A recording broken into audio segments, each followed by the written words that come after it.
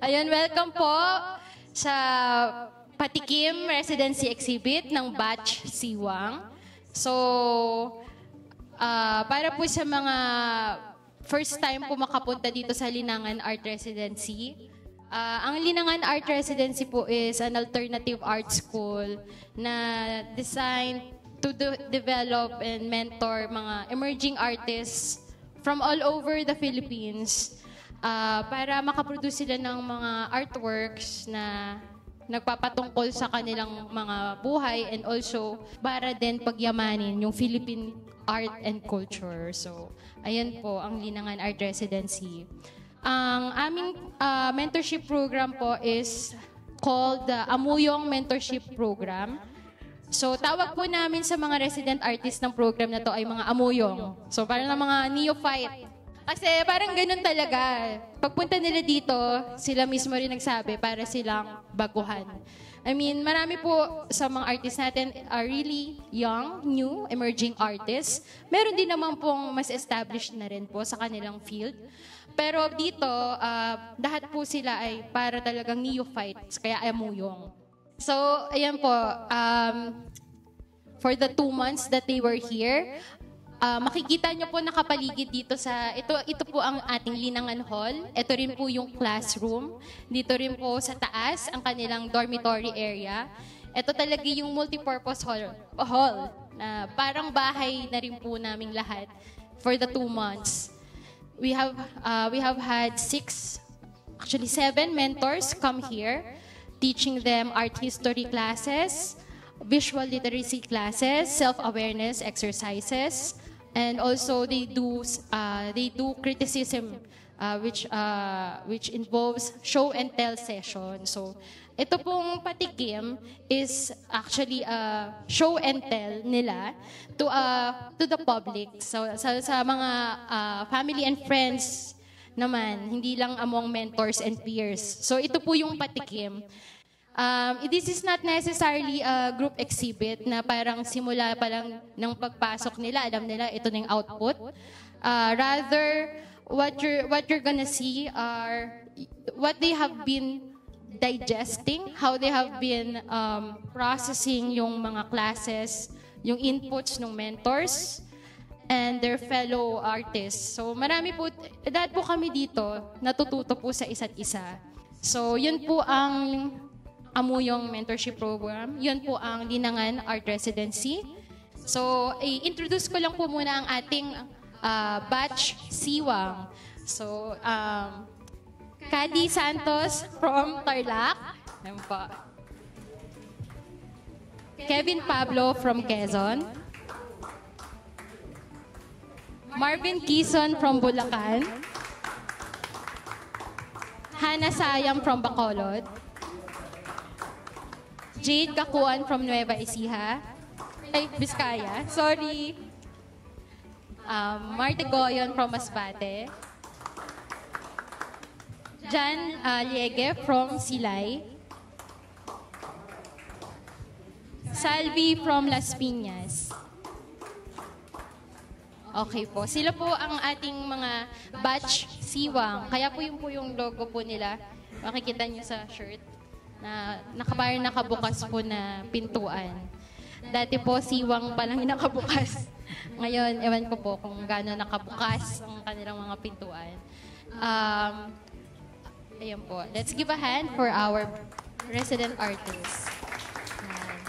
So, I will also like to introduce our panelists. Indy Paredes, our first panelist, is one of the Philippines' foremost contemporary artists. His practice examines Filipino urban culture, especially the dynamics of living in congested residential spaces in the metropolis. His works present multi-sensory experience through visual work based on his continuing investigation of the local culture and the Filipino psyche. He has participated in many exhibitions in galleries within the Philippines and abroad, including 1335 Mabini, Gallery Duemila, West Gallery, Tinao Gallery, and École Nationale Supérieure des Beaux-Arts in Paris, among others. Hindi. He co-founded Gravity Art Space in Quezon City, which gives a platform to emerging Filipino artists. Our second panelist, of course, one of the stellar figures of Filipino contemporary art scene, Charlie Co from Bacolod City. He is one of the most original and influential Filipino contemporary visual artists today. His prolific and multi-awarded career, starting from his first solo exhibition in 1983, is embodied by works with strong socio-realist themes rendered in expressionist and surrealist modes. He is one of the founding members of Black Artists of Asia, a Bacolod-based group founded in the 1980s. BAA has been instrumental in encouraging growth among artist communities in the Visayas, specifically through their Art Biennial initiative, Visayan Visual Arts Exhibition and Conference, or Viva XCon. In 2005, Charlie Co co-founded Orange Gallery in Bacolod City with Bong Lopue as a venue for young contemporary artists and curators. It has since expanded to Orange Project, the center of a thriving art district for visual arts, film, and media-based practices. Our third panelist is Isay Rodriguez. Isay Rodriguez, born 1991, explores themes of humanism and ecology through her art practice, employing archival research and community engagement, facilitated by residencies and interdisciplinary collaborations. Rodriguez's work has earned accolades such as the Fernando Zobel Visual Arts Prize Shortlist 2018 and the Patnubay ng Sining Kalinangan Award in 2017. She currently lectures on electronic arts and civic welfare at the University of the Philippines College of Fine Arts. Rodriguez's practice emphasizes phenomenological aspects of art making, merging language, material objects, and interconnected methodologies. So, ayan po ang ating panelists for today. Ayun po, napaka-bigatin po nila and excited po kami sa feedback nila. But before we proceed to the main event, I would just like to recognize the presence of our special guest, Ms. Marites Pineda, from the Zonta Club of Makati and Environs. Ayun po. Also, Mr. Andre Pamintuan of British Council. He's the head of arts, so welcome po. And Mr. Philip D., Executive Vice President of Metrobank Foundation, Incorporated. Okay. Magandang umaga po sa inyong lahat. Explain ko lang yung mural namin. Tignan nyo. Ang totoo, naglaro lang talaga kami dito. Pero kung mapapansin nyo yung logo namin, Batch Siwang, pintuan siya na merong 8 apoy, kami yung 8 na yun. Siwang, ibig sabihin medyo nakabukas pa lang yung pinto. Yung 8 naglalagablab na apoy. So nagpasya kami dito sa mural na buksan na talaga namin yung pintuan ng todo para yung makawala na yung 8 apoy. Kaya nung nakawala na yung 8 apoy, yun yung resulta. Nilagay namin dito yung 2 pintuan, parang start ng journey namin dito sa Linangan. Tapos, nagkaroon ng kanya-kanyang paglalaro, pero dahil nagkaroon na kami ng pagsasama-sama dito ng 2 buwan, nag-connect-connect pa rin yung mga gawa namin. So, merong entrance saka exit. Ayun, maraming salamat. Ayan, okay po. Salamat, Marvin. Good morning po sa lahat. Ako pala si John from Silay City, Negros Occidental. Practicing artist, and gunat muna ako ng kodigo ko. Baka may mental block ako. Yun na. Salamat sa lahat na nagpunta. Nag-start ako dito sa Linangan na wala akong tema na gagawin, parang abstract. Then, nag-suggest sa akin si Sir Mark na nagda-drawing ako. Nag-suggest sa akin na gawin mo nga kaya sa malaking paper. Then, nag-response ako doon. Kaya yung una kong nagawa, ito yung mga paperwork na drawing. Gumawa ako ng mga iba't ibang karakter galing sa mundo ko. wala silang pangalan, pero eventually siguro pag na-develop ko, bibigyan ko sila ng mga pangalan like mga normal na pangalan ng tao, like si Juan, si Pedro, siguro yung pangalan sa kanila. Then, nung nag-canvas na ako, dito yung response na paano napakilala ng mga Amerikano yung kultura nila. Kaya gumawa ako ng karakter nila Trump, na yung title nito is The Model Man, dahil naging model siya ng Playboy. Then tapos ito yung isa, si The Mickey Man, dahil si Mickey Mouse siya. Gumawa ako ng karakter ng Mickey Mouse, pero tao siya, Mickey Man. Then, itong malaki, siya sa akin, parang ginawa ko siyang parang self-portrait, na yung kalahati ako. Tapos kung ano na ngayon yung paningin ko sa mga otoridad na parang nakakatakot, pala siya, dual character siya ng nung naranasan ko sa mga otoridad. Yung title niya ay Ako at ang Paningin Ko sa mga Otoridad. All in canvas siya. Medyo textured. Marami akong oil na nagamit. Ako dito, dalawang tube na oil, isa-isa sa kanila. Dito naman, dahil may pulis, dapat meron yung general. Gumawa ako ng karakter ng general. Yung pangalan niya si General. Tapos yung title nito is General ba ito? Yung title niya. And then, di ba may pulis, may general, then may bilanggo din. Yung bilanggo na to, yung dual character siya. Yung isa parang chill lang, pero malaki yung kasalanan. Then yung isa parang sumisigaw na maliit lang yung kasalanan ko, bakit nandito ako? Tapos sa lipunan natin, merong kasi yung mayaman or marangya ka, maano mo yung batas, parang mababali mo yung batas. Then dito, gumawa lang ako dito ng parang ano kaya yung itsura ng tao pag naging aso. Kaya yung taong aso. Pero yung title nito, Tuta. Kasi yung mga leader natin, meron yung mga tuta.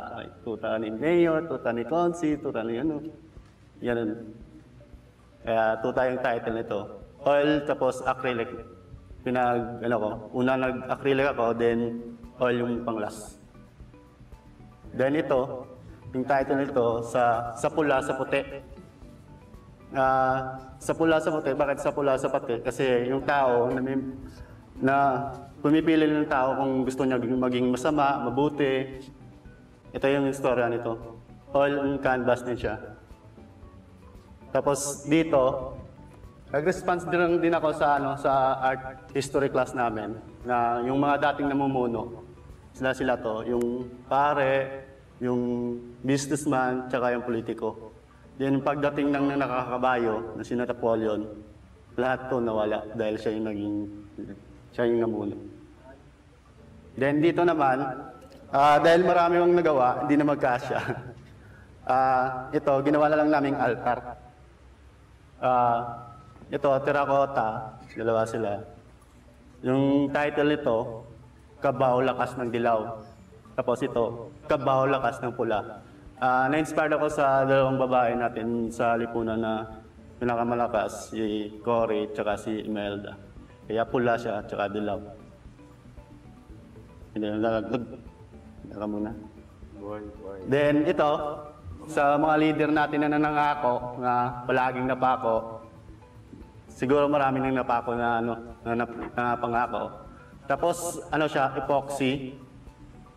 Tansag epoxy. Tapos yung mga ganito, yung mga lang dito, mga kahoy na hindi na nagagamit. Kaya pinagkukuha ko, tapos ginawa ko siya. Then ito, lang siya pagkatapos namin mag-workshop kay Sir Jojo ng non-sag epoxy, ito yung nagawa ko pagkatapos. Find rin siya, mga kahoy dito, nagsama-sama ko. Tapos ito mga karakter ng mga sinungaling. Tapos meron silang leader. Siya yung pinakamatapang na sinungaling. At dyan lang po nagtatapos ang kwento ng mga karakter ko. Sila ngayon yung bida ngayon dito, yung mga masasamang karakter. Sa 12 months na residency ko dito sa Linangan. And 2 months. 2 months na. Gusto yata mag-stay pa eh. 2 months na residency ko dito sa Linangan. At lahat-lahat ng ito dito. lahat-lahat ng ito ay dito ako nabuo at sobrang thankful ako sa platform ng Linangan dahil kung wala ito, siguro wala rin ako. And thank you lahat ng staff ng Linangan. Thank you. Congratulations. Maraming salamat sa pagbahagi ng mga karakter kasi para gawin yan at ipakita sa amin. Pinapakita mo na gusto mo talaga ding i-share yung mundo mo sa mas nakararami. Kagaya ng sinabi ko kagabi, payo ko lang din na sa pagtingin sa mga bagay na hindi maganda at hindi positibo para maging fuel ng trabaho natin, wag mo lang makakalimutan na maghugas. I mean, pagkatapos nun, ibalik mo yung sanity para sa sarili mo para makagawa ka pa ng mas marami. Isang pagpapakita yun na yung nararanasan mo sa loob para mabawasan, maibsan yung bigat, nilalabas mo through art. So, ayun lang. Na-trigger din ako sa ilang mga imahe dahil parte din ako sa mga sinabi mo na naobserbahan yun at mabuti na lang may nagsalita on behalf ng mga nakakaranas nun. Salamat. Yung una siguro sa lahat, gusto ko mag-start doon sa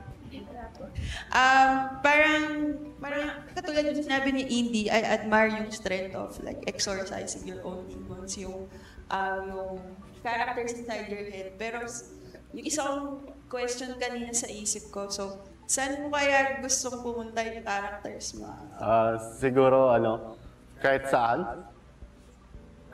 Minsan kasi parang gusto ko rin ilagay ito sa streets na makikita ng ibang tao na mga ordinaryong tao para ma-aware sila na ito na pa yung nangyayari sa atin. Then, yun. Parang, paano kaya magagamit yung art para ma-reach yung kunwari mga police na gano'n or politicians na gano'n? In your mind, parang how can you reach them to deliver your message? Sila kasi yung persons of concern. Siguro ako kasi tuloy-tuloy lang ako gumagawa ng art naman na may kinalaman sa lipunan. Siguro pag nakita nila, baka siguro ma-realize din nila na medyo sumusobra na tayo, parang ganun. Hindi ko naman sila na sinasabi na wag na natin gawin yun. Sa akin as awareness lang talaga. Yun. Yun lang siguro sa Thank you po sa question. Thank you. Kilala ko si Jan. Jan sa Bacolod po yan. Talagang nagpursige din siya sa art niya eh. Hinahanap niya. I met him years ago. Si Jan naman is personally, he worked with us in Orange. No? Doon siya nakatuto na mag-set up, natuto mag-work with the community, yung different artists na meet mo, no? I think you have like so many experience with other artists. So I'm happy kagabi, sabi ko, first time ko nakita yung mga mata na ganito Parang why so wide, why so... Parang now, I realize na it's like, sabi niya, talagang everything had opened up many. This project, very, very exciting kasi nakikita nila yung mundo nila. Pero palagi, I think all of them, I was telling me yesterday na, in the end of the day, you're the captain of the ship. You navigate. Saan mo dalhin yung image mo, saan mo dalhin ang mga storya mo, and then you go deep into yourself. As long as, I believe in that word, art heals Yung ginagawa nito, ano yan eh, parang gamot eh.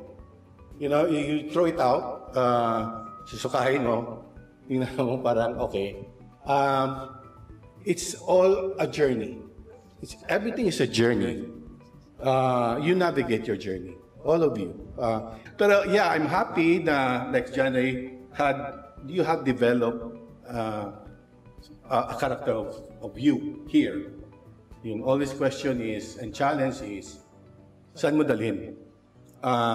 Yun naman, ang art world is not easy. It's really nice to call yourself an artist, but to be an artist and take that journey and decide to do this, it's already challenging. And it already shows your strength. Every one of you show your strength by the mere fact na, hindi, artist ako. Maging artist ako. But then again, we will be outlived. Everybody as the artists will be outlived by our work. So whatever ilalabas sa'yo, that's your responsibility. That's your story. Whether 10 people would not like your work or one will say yes, that's good enough. Pero at the end of the day, mas maganda, trabaho ka. Kung sa Bisaya, padayon. Padayon lang. Everybody padayon lang. Kasi talagang akala mo highway, diretso-diretso eh. Hindi yun. Any award, anything, you go home after this, 2 months, you dig deeper. You go back to your home, in your own studio, and ano ba yun? It was a journey. So, yeah, again, I think, share your journey. Kasi yung kami naman ni Mark, ni Manny, we also wanted to empower you guys, your generation. Kasi we're getting old din eh. We want to pass the baton.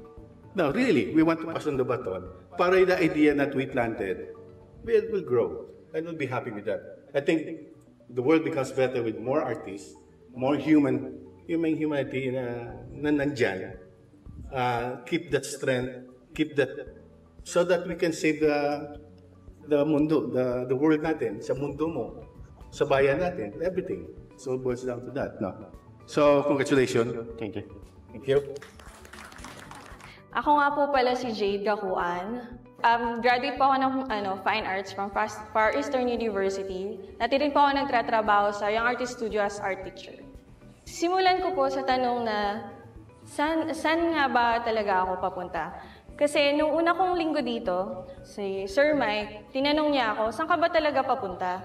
Inisip ko talaga siya. So, pinakaramdaman ko kung ano nga ba or saan ba patungo yung journey ko with my artwork. So, ito yung mga una kong nagawa. So, si Amazing Whiskers at saka si Hello Mr. Browns. So, kung nakapapansin nyo, nandito rin sila, si Whiskers at saka si Brownie, na nagre-remind sa atin na mag-slow down, maging grounded sa mga bagay-bagay na sila, kahit hindi sila nagsasalita, kasama natin sila palagi. Ito naman, ito yung mga artworks ko na ginawa ko with the shape of triangles. Para siyang paghinga. So like, breathing in, breathing out, breathing in, and breathing out. So parang, yung mga bagay na kasama natin dito, nagre-remind din sila sa atin na maging grounded. Kung paano tayo mag-recharge ng sarili natin. Tapos, yung pagbukas at pagsara ng pintuan, pagsasara ng mga dating yugto at pagbubukas ng mga bagong storya sa buhay, sa pagtanggap kung ano man ang mangyayari sa ating mga paligid. So, ito rin po, yung work ko sa electric fan. So, dahil summer dito, buong 2 months, kasama namin yung mga electric fan na yan, nakatutok sa amin. So, parang sila yung nagko-cool down to ease the heat of like yung, kunyari, pag-iisip namin, mga mood swings din namin. Yan. And then, sa umaga, pag nagtututbrush ka, mag-iisip ka. So, parang, ano bang gagawin ko ngayong araw na to? Kailangan kong magsimula ulit. Ito yung work kung saan Mother's Day ito, Sunday morning. Ang title niya, Sunday morning. Na, nakatingin lang ako sa bintana. Nag-iisip kasi ako kung ano yung mga susunod, kailangang gawin na susunod. So habang tinititigan ko yung bintana yun, gustong-gusto ko talaga siyang ipinta. Yung araw na yun, talagang rinedy ko na sarili ko na, gagawin ko to. Tapos pagtingin ko sa baba, yung kasama ko sa kwarto, si Hannah, sobrang himbing ng pagtulog niya na parang sobrang perfect ng moment. Yung one time, one encounter with a moment na alam mong paulit-ulit siya everyday, nagigising ka, matutulog ka sa kwarto. Pero iba-iba pa rin yung pakiramdam na kung paano mo sisimulan yung araw mo. So ito, yung painting ko sa CR. CR means confession room. So, ang CR kasi marami siyang function sa atin. Ito yung time na very intimate na tayo ay naglilinis ng ating sarili. Na minsan nag-iisip ka din kung ano yung gagawin mo buong araw. Ano yung magiging start mo? Paano ka magiging present? Paano ka mag-show up sa mga tao? Katulad ng experience ko ngayon na andito ako. Next is yung XOXO means hugs and kisses. So kung mapapansin niyo yung shapes ng objects is like X and O's. So it's like my signatures with my letters. Parang nagpapakita lang to. Nagpaparamdam na lahat ng mga bagay na ginagamit natin araw-araw, sila yung mga saksi. Sila yung mga witness natin na kahit na hindi sila nagsasalita, kahit nandyan lang sila, nagpapa-experience sila na tayo ay narito. Sila yung witness na nandito tayo. Ode siya, kung papansin nyo, nakaturo siya dito sa kusina. So, yung kusina sa akin, ito yung pinaka-importanteng lugar sa loob ng isang bahay. O yung naging respond sa akin na nasa bahay ako. Tapos, nung kinapture ko tong moment na to, na-realize ko na yung 3 tao dito, lahat sila nanay. So, yung mga nanay na yun, nagpaalala sa akin na sila yung bumubuo ng tahanan natin. Sila yung pinaka-founder ng kusina. Na parang, maano pagkain. Ganun. So, reminder siya na everything that we have, we are blessed because of them. And then, it goes back to me where I meditate everything that surrounds me. That I'm lucky enough to be part of this one time, one encountered with Langan. Alam ko, next year, nasa ibang lugar na ako. Pero lagi kong babalik-balikan tong moment na to dahil ito yung, kumbaga, ito yung nagbukas sa lahat ng mga hindi ko alam na ito yung para sa akin. At yung panghuli, ito yung installation ko. This is ang tawag namin dito sa Ilocano, atang. So, pag-aalay siya sa mga hindi na natin nakakita or hindi na natin nakakasama ngayon. It's my homage for my grandmother who has been nag-alaga sa akin since nung bata ako. Yung self-portrait ko is basurahan, pero it's like just a little reminder that the smallest thing na feeling mo wala naman siyang kwenta, pero bakit meron siya? So, ibig sabihin, yung the smallest thing that we have inside our home, meron siyang kwenta. We just don't have to take things for granted. Thank you. Thank you sa pag-share ng work mo today. Tapos, nung binabasa ko kanina yung panelist feedback sheet, yung 2 salitang nag-strike sa akin sa sinulat. Ikaw nagsulat, di ba? Yung words na aninag and yugto. Tapos, na-feel ko siya nung nakita ko yung works mo. So, actually, nung tinitingnan ko yung mga hagod tsaka color, parang vicariously na-feel ko na parang ang sarap magpinta. Tapos, the more na nagkukwento ka, parang mas bumubukas yung siwang.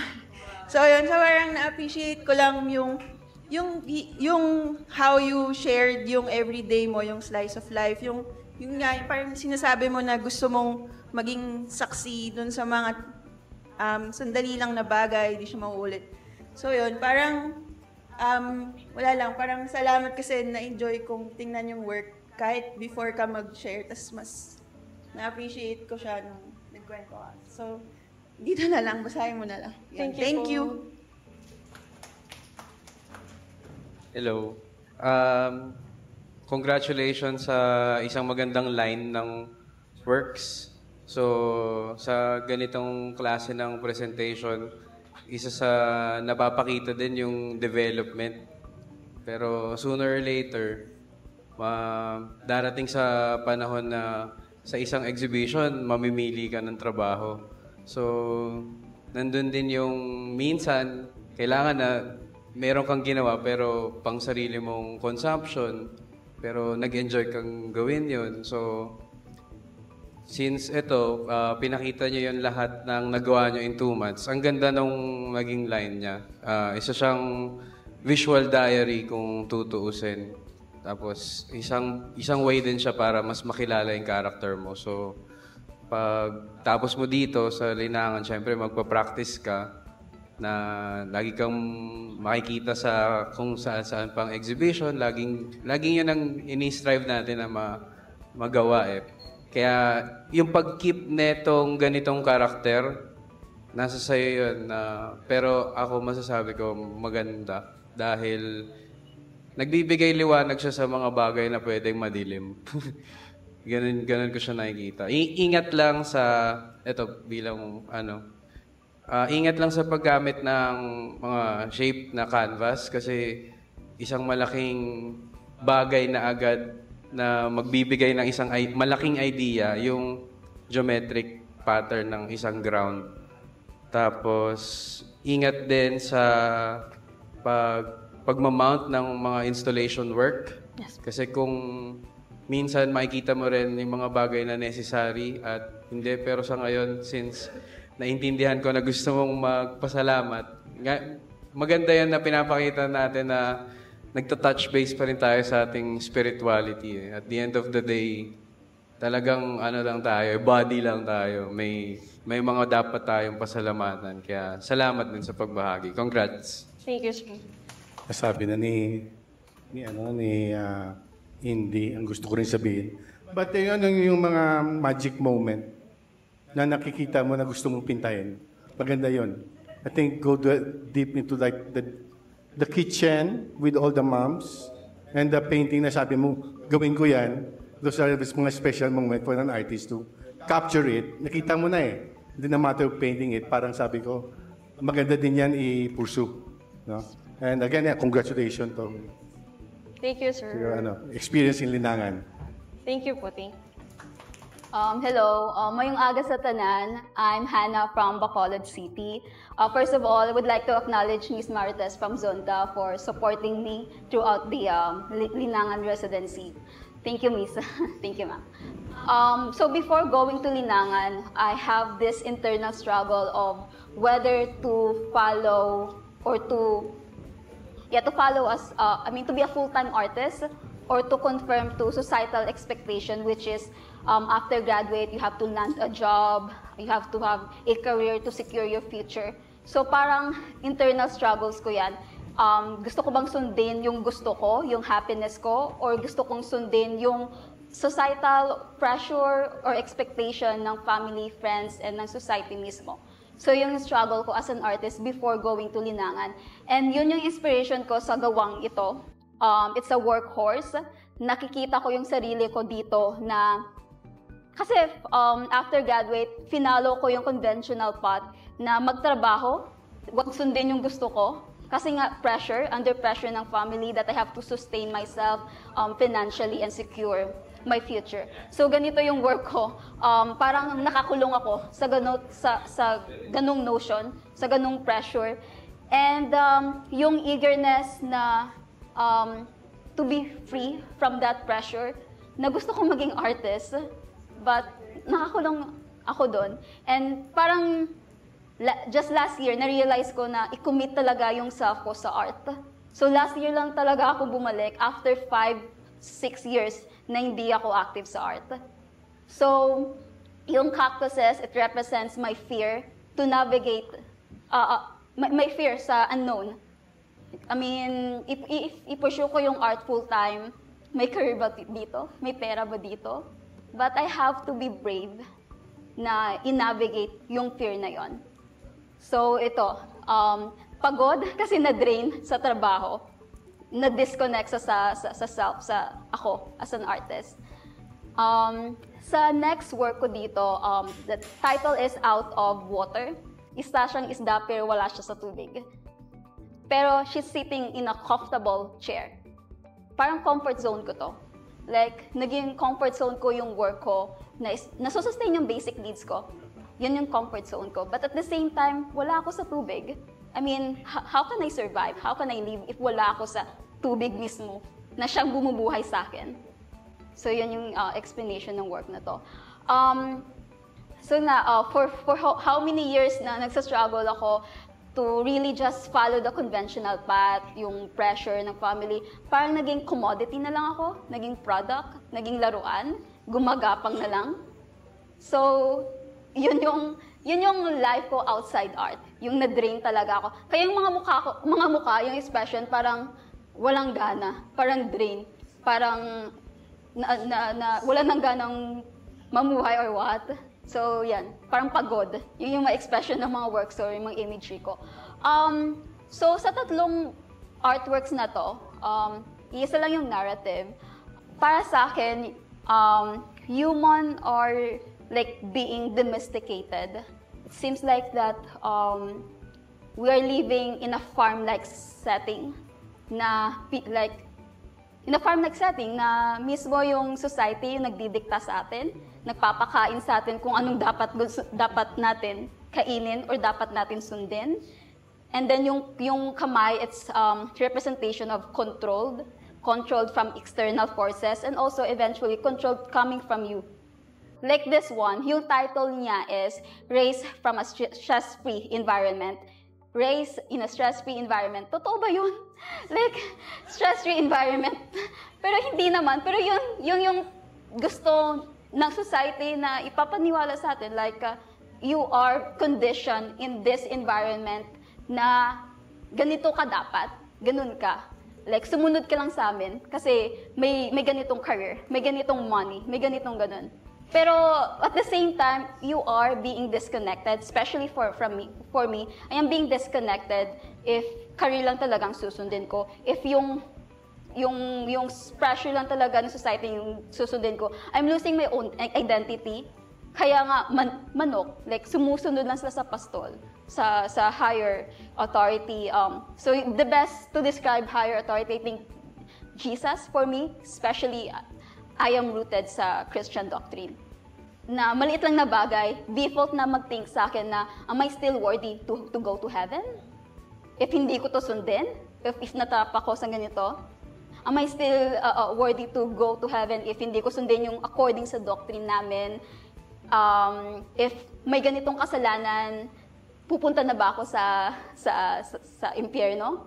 So I have to really conform sa Christian doctrine in order for me to have peace in mind na I'm worthy to go to heaven. Parang ganon na idea. So, yeah, we human are being domesticated under manipulative environment or parameters set by society.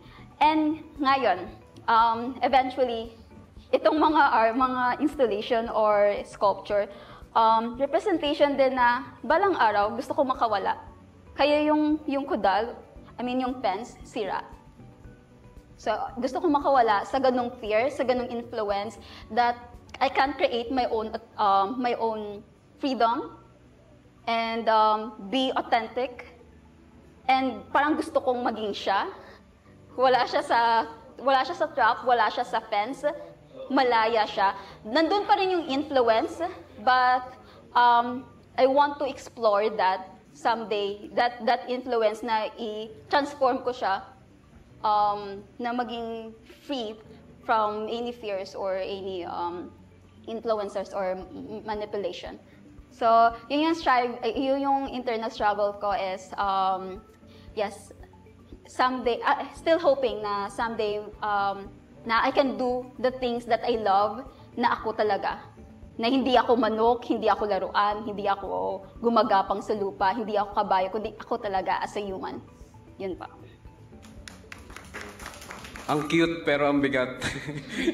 So, I admire how you can easily come up with a character and easily package it with good painting, different renderings. You have an installation here that can easily identify a character. Para nanghihinayang ako kung marirecognize siya as coming from ibang nationality. Kasi ang galing nung attention sa detail. And lastly, sige para may mapasa ko rin yung mic. Lastly, sana dumating nga yung point na ang ipinta mo na yung sarili mo. Kasi ganito ko siya nakikita. So every time na dinudot-dot mo yung painting mo, naglalagay ka ng energy dyan. Tapos kung ang iniisip mo lagi ay yung tinatamad ka na, yung lahat ng mga bagay na negatibo, sige, bigay mo dyan. Pero pag pinresenta mo sa ibang tao, pwedeng may matrigger din. So parang, oo nga, parang, kasi may negatibo kang tinanim dahil yun yung sinasabi mo. So parang, I'm looking forward na haharap ka dyan, nakangiti na sila, gano'n. Hindi naman siya necessary at hindi ko pinapwersang gawin mo, pero ikasasaya ko na maging masaya ka. Yan. Nung nagsasalita ka kanina, siguro, umiikot kasi yung mata ko kasi malapit ako dito. Well, na-enjoy ko yung cultures na nasa actual space siya, na I'm sharing it, na hindi siya parang picture plane na detached ako. Na parang for a minute or for a second, uy, may surreal object in front of me. Tapos it makes you think na it's uncanny. Tapos pwede ka mapaisip. Tapos without you na naglalahad nung backstory, parang it's for me to decode. Parang for me na-feel ko yung joy dun. I mean, siguro, mas hindi ko sure kung totoo. I mean, for you, mas na-enjoy mo ba yung sculpture or nung nagbenta ka? Actually, opo. Kasi first time ko mag-sculpture. Ay, parang yun yung nasense ko dun. Tapos siguro, while listening to you, parang gusto ko rin medyo i-affirm yung sinabi ni Indy. Tsaka yung dream ko siguro sa'yo, makapag-field trip ka sa maraming iba-ibang farm. Parang maganda magkaroon ng natural science lens yung work. Wala lang, kasi parang, nag-work ka ba ever in a farm or? Hindi po. Yung concept lang talaga. Okay. Ginamit ko lang yung concept na farm setting. Ayun. So, siguro parang, parang nag-e-echo siya na parang siguro sa ngayon, may feeling ka na cage animal, hindi ka pa free-range chicken. Yan. Pero parang yung wish ko sana na, parang down the line sana, mag-transform yung feeling mo after this phase. Tapos yun, siguro, open mo yung sarili mo to opportunities na ma-observe yung free-range chickens in action. I mean, it might change your views about the world and not really operate dun sa mas symbolic or surrealist na, ayun, wala lang. Parang excited ako for you to experience that. Tapos yun, siguro natural science research din. Sana yun, maging free. Like how you would imagine yourself. Thank you. Kagabi, nagangban ako kasing that decision na tuloy ko ba ito? Tuloy ko ba yung being an artist or you stop 6 years? Almost 6 years. Yeah, and then kailan talaga may point na you have to decide. Now, these are the images na the 2 months you have here in the residency, that image yung mga mata na gano'n, ginagamit mo na yun before? That particular eye? Opo, may mga works po ako na gano'n din yung gano'n na yun. character. Pero yung bagong istorya mo, because of that residency, and the input na nabigay sa'yo, open up this body of work. Of course, it's again, sinasabi ko, it's a journey. Hopefully, you develop it. And then gano'n naman talaga yung process eh. You go through life, you paint, you go deeper, you go somewhere, you travel, you see more things. Yun, basta yung kagabi sa pambal ko, yung point na, yes, I want to be an artist. Yung word na artist over na yung, you want to do a body of work to be an artist. Yes po. Ganon siguro. Yan, thank you. Thank you po. Congrats. Magandang umaga po sa inyong lahat. Ako nga pala si Marvin Quezon, isang painter, artist from Bulacan. Bago po ako maglinangan, nagpe-painting po ako tsaka na-experience na rin na mag-exhibit. And then, patuloy lang hanggang sa nung tumatagal na nawawala na somehow yung excitement ko. Excitement ko sa pag-art. Well, hindi nawala yung gana ko sa pagbibinta, pero excitement ko sa pag-art somehow nawawala dahil mas nangingibabaw yung mga iba't ibang responsibilities. Then, nagpa siya akong maglinangan para hanapin ulit yung spark na yun sa art. Para hanapin ulit yung excitement na yun dahil magkakaroon ng bagong mga kaibigan, magkakaroon ng bagong learnings. Gusto kong mabuhay dun sa moment. Dahil bago ako maglinangan, iniisip ko yung mga responsibilities as an adult. Then, nung pagpasok ko dito sa linangan, nag-try po ako ng iba't ibang process sa pag-art ko, iba-ibang approach, na unlike sa ginagawa ko before, na purely photo-based. Kung mapapansin niyo po yung mga artwork ko, meron po silang mga images ng kalansay. Kapag nakakita po kayo ng kalansay, ang una niyong maiisip, kamatayan. Pero sa artwork ko, pinakita ko siya na buhay. Kasi kinukonsider ko siya na reminder sa akin na balang araw, magiging pataba lang ako sa lupa. So, anong gagawin ko sa buhay ko bago ako pumunta doon? So, ano siya? So, parang sinasabi nung kalansay dun sa tao na, sinasabi niya dun sa tao na, isang beses ka lang mamamatay, pero araw-araw kang nabubuhay. So, dito sa artwork na to, pamagat the reminder. Ito yung representation ng sarili ko bago ako maglinangan. Na imbis na hawak niya sa paintbrush, ganun, hawak niya ganun eh. Tapos, parang nagkaroon ng creative drought, walang laman na pintura yung mixing plate. Then, ang setting para silang para nga silang nagiinuman eh. So, sinasabi nung kalansay nga dun sa kanya na, mabuhay ka. Yung kalansay yung nagpapaalala sa kanya. So, yung libro na nagsisimbolo ng kaalaman, bagong simula, yung lobster na nag-molt, na nagsisignify ng growth. Then, compositional-wise, naisip ko maglagay ng bintana dun sa interior. And then along the way, naisip ko, pwede rin pala yung isa sarado, yung isa bukas. Tapos meron daan. Kasi patuloy yung journey. Dito naman po sa artwork na to, gumamit ako ng medieval angel tsaka medieval devil. In-incorporate ko dun sa work. Kasi nga, since yung position din ng kalansay is nakaganon siya, pinapakita niya yung Sacred Heart. So parang gumawa ako ng sarili kong version nun. Ang tinutukoy ko dito is, yung good and evil na may experience mo, necessary siya. Hindi siya, talagang mangyayari siya pareho sa'yo in order para magkaroon ka ng growth, mag-bloom yung puso mo, kaya may tumubo na bulaklak. Then, dito naman sa artwork na to, kung dito sinasabi ko na kino-consider ko siya na reminder, dito naman, acceptance na balang araw nga, lilisan ka sa mundo. So somehow parang nire-relieve niya yung moment. Gusto kong ipakita dito yung gaan. Kaya pati yung execution ko, pinilit ko na magmukha siyang magaan na parang tinatangay sila ng hangin. Yun na yung pagtingin nila sa buhay. Magaan dahil nagkaroon na sila ng acceptance. Kung lalapatan ko ng larawan, yung kundiman, paano ko siya gagawin? Gamit yung mga images ko. Kaya yan. Parang somehow nire-relieve niya yung moment. Death, contemplating with life.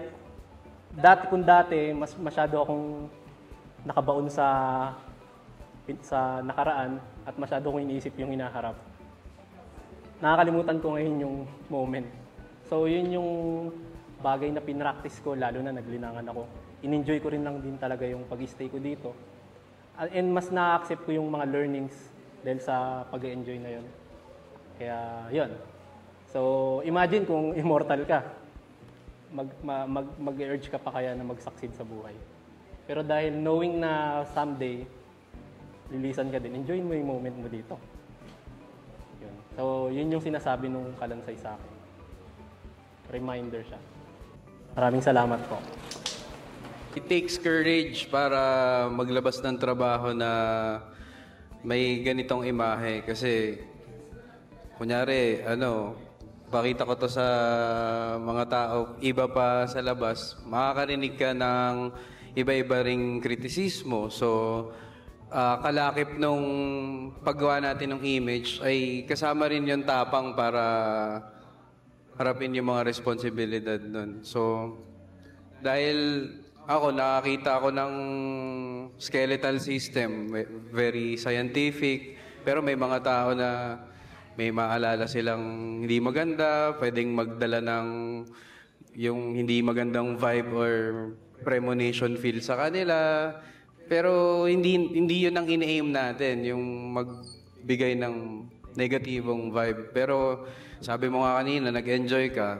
Sino ba naman ang publiko para pigilan ka sa pag-enjoy mo? So, kung ine-enjoy mo yan, i-make sure mo lang na makahanap ka rin ng mga taong makaka-enjoy din ng ganyan. Kasi dito sa art, sa totoo lang, hindi naman tayo laging makaka-receive ng validation. Mas madalas pa nga at healthy kung nare-receive natin ay kritisismo. Kasi yung validation, normal naman talaga na dapat gumawa tayo ng tama, ng mabuti, ng wasto. Pero nakikriticize tayo pag nakagawa tayo ng hindi okay. So, yun lang. I-ready mo lang yung sarili mo sa mga pampublikong pananaw dahil matapang yung imahe. Curious lang ako kung alin yung una tsaka huli mong ginawa. Ito po yung una. That's yung huli. Ito po yung una, pangalawa, pangatlo, tas huli po yan. Sabi ko na yun. So parang meron kang mini-mention kanina tungkol dun sa gaan. Nung nakita ko kasi yung preview ng images nung nag-email, nung link, parang nag-strike sa akin yung image. So parang at least nung sinasabi ni Indy kanina na sana makahanap ka ng mga taong nakaka-enjoy ng work. At least for me, nung di ko pa kayo na-meet, parang may na-feel akong, parang you're making it less scary to die. Na parang nung nakita ko yung work, parang hindi ko naman naisip na, parang gusto ko lang i-comment na marami kasing taong gumagamit nung ganito. Mahirap siyang gamitin. Tapos, I think nakita ko na nagamit mo siya with depth, lalim, pero magaan din siya. So parang kaya nung nagsasalita kanina, naisip ko, siguro ito yung una niyang ginawa kasi ito yung parang parang dense or parang mas, siya, kung nasa loob siya nung box, mas may mass siya. Tapos dito, parang yung progression, parang pagaan siya ng pagaan. So parang reflection siya siguro din nung progression, nung creation. So parang siguro dun pa lang, I'd like to congratulate you na parang at least on a personal level, parang may nakita kang parang pagkaan in a span of 2 months. 2 months lang lahat. Ayun, wala lang. Thank you. Thank you. Ayun sa akin, gusto ko makita yung paleta mo, may color na eh. Empty pa yan eh. Yun. Anyway, sabi mo kagabi, yung death, hindi death sa'yo eh. Diba?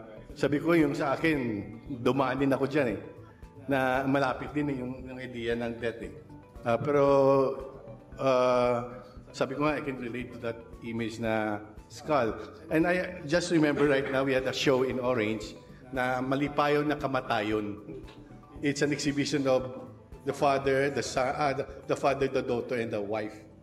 Tackling death, tackling the reality of mortality. Yun yung subject na I think that it's been a favorite subject ng mga artists to tackle the death and skull and all this. But I'm sure when I see in the future yung paleta na yun, may color na yun. Yung sabi ko nga, journey. Yung journey, saan mo dalhin. As you said, yung grupo nyo is like a door na nag-o-open, yung flame 8 kayo, yun. Tuloy nyo yun. Okay, thank you. So, good morning po. Ako si Kevin Pablo. Isang practicing artist from Tayabas City, Quezon Province. And ako is graduate ng Bachelor of Arts in Communication sa Lucban, Quezon. And isa akong full-time graphic designer and freelancer din ako.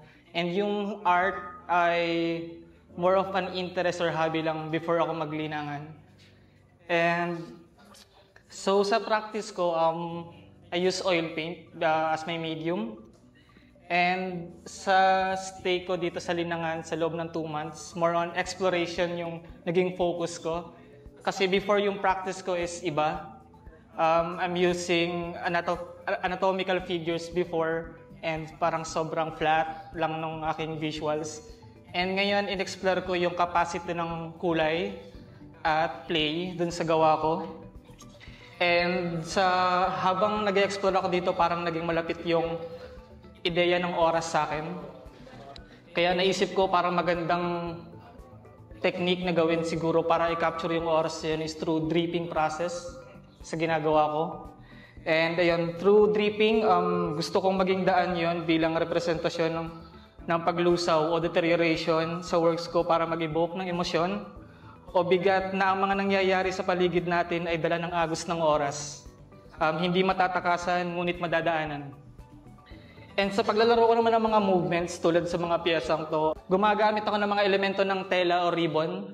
Same din sa mga branches na ginagamit ko bilang suggestion para magbigay ng daloy ng kwento o flow na dala ng narrative o kwento ng konsepto ko.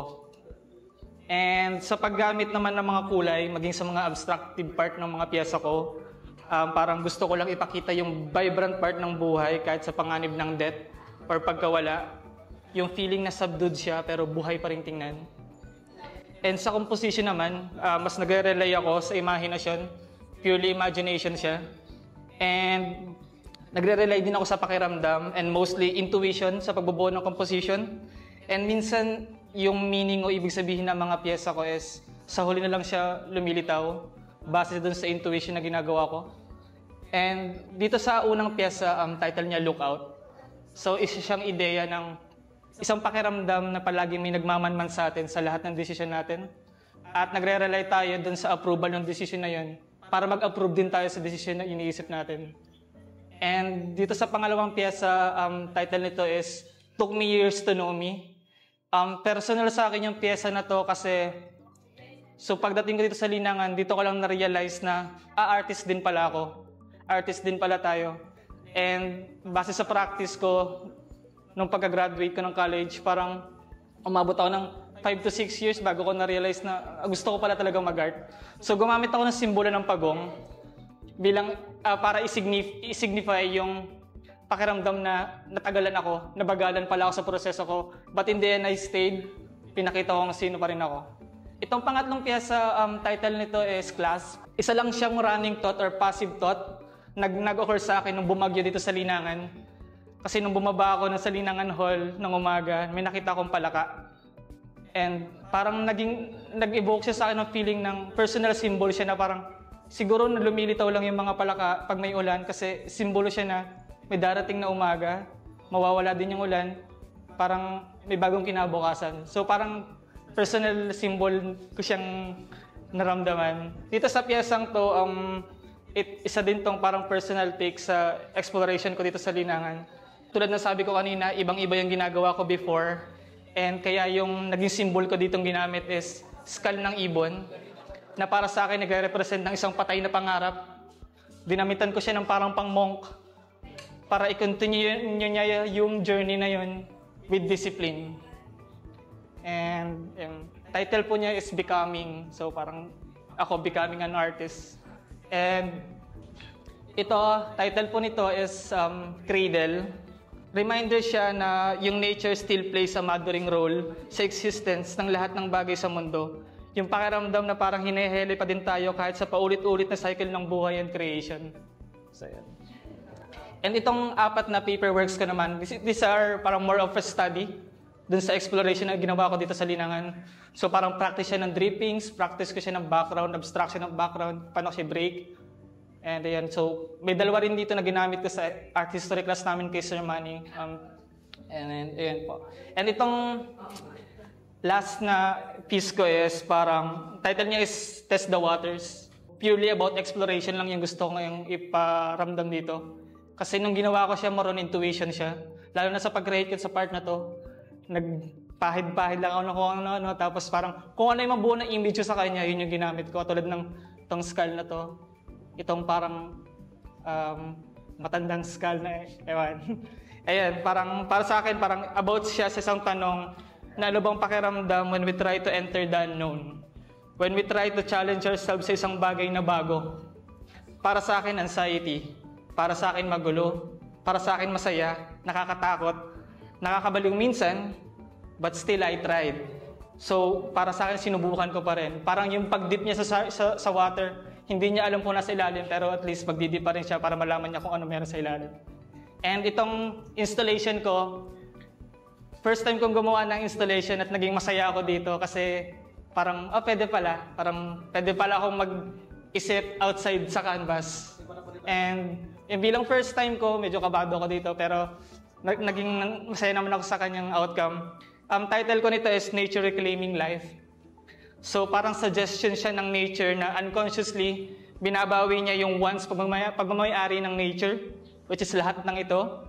And din yung mga tela naman, representation siya ng flow of life na nagre-rely sa takbo ng natural order na medyo through time nagde-deteriorate siya. And kasi sa ulit-huli, babawiin pa din ng nature ang lahat ng ito, maging ikaw at ako. Yun lang po. Thank you.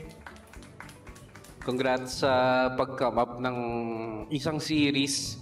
Na ito yung isa sa example din na pag sinabing series, makikita mo na sa isang season siya ginawa. So, consider mo na rin na magkaroon ng early planning somehow para sa mga susunod mo na project. Kasi for sure, pag nangyari to sa isa pa ulit season ng paggawa, hindi naman expected na maging ganito din or maging ibang-iba. Nasa sa'yo yun, pero doon mo maipapakita yung development ng ginagawa mong trabaho. Isa lang yung tanong ko, gaano ka-familiar doon sa image ng monk na naka-orange?